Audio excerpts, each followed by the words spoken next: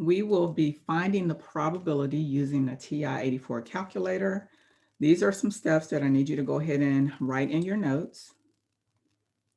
And I am going to display the calculator so you can see where to find the actual calculator keys. So the first thing we're going to look for is second, and then VARS, and then number 2, normal CDF.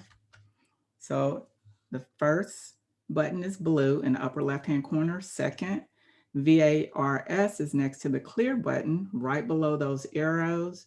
And then the number 2, you can either arrow down to number 2 or you can press the number 2. Once you hit enter, you're going to be given an option to fill in your lower, upper, mean, standard deviation, and then paste, which is kind of like enter. So for your lower, if you go back to the notes, you will see that if it's not given in your problem, then you're going to enter in -1 raised to the 99th power. And most times it populates for you automatically. But if it doesn't, you can put that in, or you can put just -10,000. That's a good number. For your upper limit, you can either use the 1 raised to the 99th power or something like 1 million. You just want a really, really big number since you can't use negative infinity in the calculator or positive infinity. So that's why you're using these huge numbers. And then I know you're used to seeing mean, like in another video, we use the X bar, which that still represents mean, that's a sample mean, but we're using in the calculator this time you will see mu, the mu symbol. So that means, like, again, mean. And sometimes in your word problem, instead of showing this symbol or saying mean, it will use the term average. It means the same thing. I'm using mean a lot. Okay, and then the sigma symbol represents your standard deviation. So those are the options that will be presented once you go to your second bar's number 2 screen. In addition to taking those notes down, go ahead and write down your z-score formula in the event that you would like to do to find your probability manually using the z-table. Okay, so the formula is z equals x minus mean divided by standard deviation. This table, if you see that little part at the bottom right here that I just highlighted, it gives you the area for what's to the left. So like when you have x is less than something, that's what's found on this table. If it's x is greater than something, then you're going to have to use the formula 1 minus whatever is found on this table. We're going to do 3 examples. We're going to do one where the probability is less than, so you can automatically get your answer from this z-score table, or we're going to do one that's greater than, and this is what I was saying a few minutes ago. Yes, you'll see some information on your z-score table, but you have to subtract it from 1. So 1 minus whatever is found on that table when you see a greater than sign.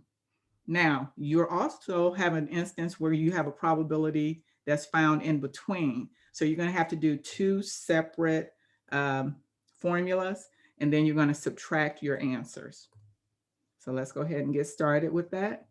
The directions here ask me or you, us, to find the z-score from the calculator and then compare it to your z-table. So as you can see, I already manually did the first one. And where am I getting this information? Well, the formula again was x. Well, x in this instance should be less than 3.1. So that's the first thing that I put here. And then the formula asked me to subtract my mean. Well, mean is represented by mu. And then to take that information and divide it by my standard deviation. So that's where this came from. Once I manually calculated that, I ended up with 1.2. So now you go back to your table, and on the left-hand side, you will see that is your whole numbers. And right above, that's your decimal part. So I'm looking for where 1 and 0.2 come together, which is at 0.8849. Now, this is just one z-score table. There's different ones that are out there. So this is the one in my class that we will be using. So you may have one and your teacher may have another one. So just use the one that your teacher provides for you. Okay, so I said that that answer was 0.88, what did I say? 49. Now recall that we have to, if we want to take a decimal and put it in percent form, what you have to do is move that decimal over 2 places, and then you're going to add your percent sign to it. So this will really become 88.49%. So if I'm using the same information, but this time I want to put it in a calculator, I'm going to use my steps. Well, let's just go back to the beginning. So second, VARS, and then we're going to choose number 2. And again, sometimes it automatically pops up for you, which this is fine because X is everything that's less than 3.1. So that means 3.1 is my upper limit. I was given that my mean was 2.5 and that my standard deviation was 0.5. So I'm going to hit paste 2 times. Well, first, if you have an older calculator like TI-83, you may have to enter into parentheses. It'll look like this. You just have to separate everything by commas, and it has to be in that order that we just went through. Everyone else hit enter, and you'll see that your calculator just happened to be the exact same thing as your table. That is not always the case. All right, so 0.8849, and as a decimal, of course, it's the same thing. Percent, as a percent is the same thing. Okay, so let's go to example 2. This time, we have a greater than sign. So what I would suggest that you do, because you will forget to do this, is go ahead and write 1 minus. So when you go to your table, if you use your table, then you'll know that you're going to have to subtract that answer from 1. Now, if you put it in the TI-84, it's going to automatically give you the answer that you need. So it's up to you. Using the manual formula, X is what goes first. So 450 minus, and then it's going to go in this order. So I have mean, which is 500. I'm going to divide it by my standard deviation, which is 30. Put that in the calculator, and I get approximately negative 1.7. Pay attention, negative. Because when you go to your table not only has a positive 1, it has a negative 1. So you have to pay attention to that. So what I'm looking for is where negative 1 and 0.7 meet, and they meet at 0.0446. So that is what's coming from my table. Well, I told you earlier, what's coming from your table is when it's less than, so it's what's to the left. So 0.0446 has to be subtracted from 1 in order to get the correct answer. So when I do that, I have 0.9554, which when I move this over and put the percent, that turns into 95.54%. All right, so I'm just going to go ahead and put this on the table line, which it really isn't because it was actually this one. So 0.9554 as decimal, and then 95.54 as a percent. And yes, I typically try to use 4 numbers if I can. You don't have to. It depends on what your teacher wants you to do. That's what I usually do. Okay, so let's go to our calculator and use the same information. I'm going to go to second VARS, number 2.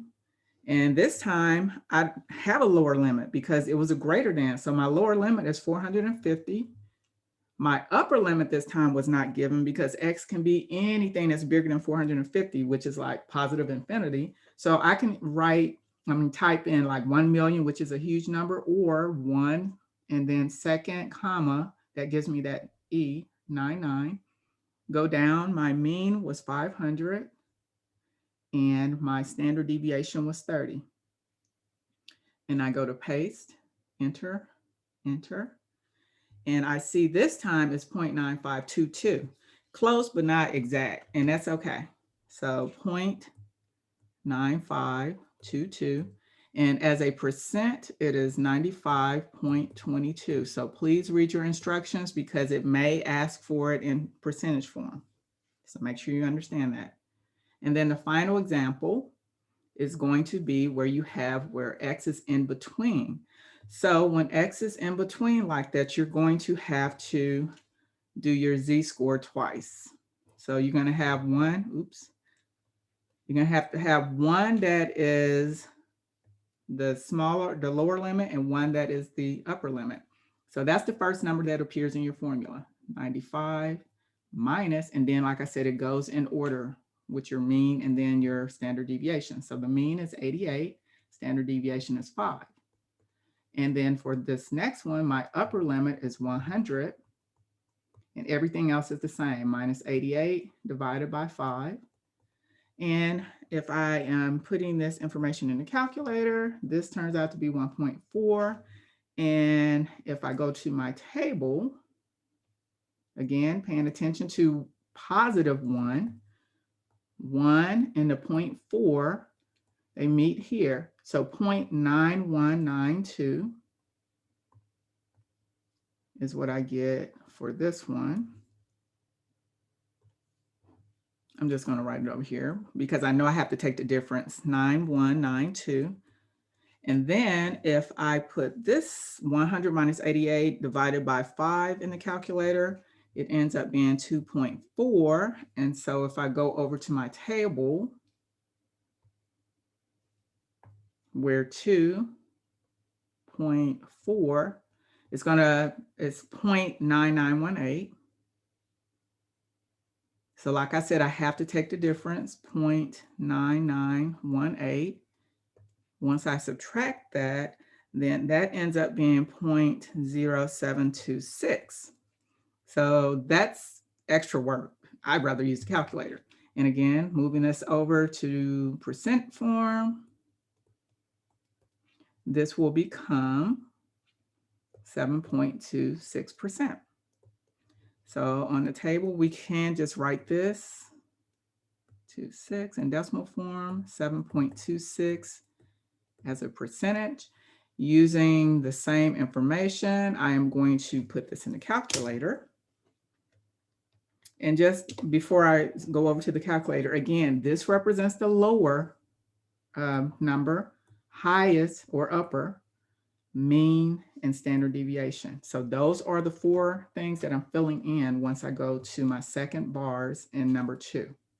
I'm filling in my lower, which we said was 95, my upper, which we said was 100, and then we said the mean was 88, and the standard deviation 5. I'm just taking exactly what was given to me, enter it 2 times, and I see this time I have 0.0725, which rounds to 6. So it's the same thing. If I move the decimal over, it's 7.26. It just happened to be the same thing as when I did it manually. So 0.0725 rounds to 6, and then 7.26%. This is how you find the probability using your TI-84 calculator. So if you have any questions, feel free to ask. Otherwise, go ahead and take these notes down and have a great day. Please subscribe and thumbs up.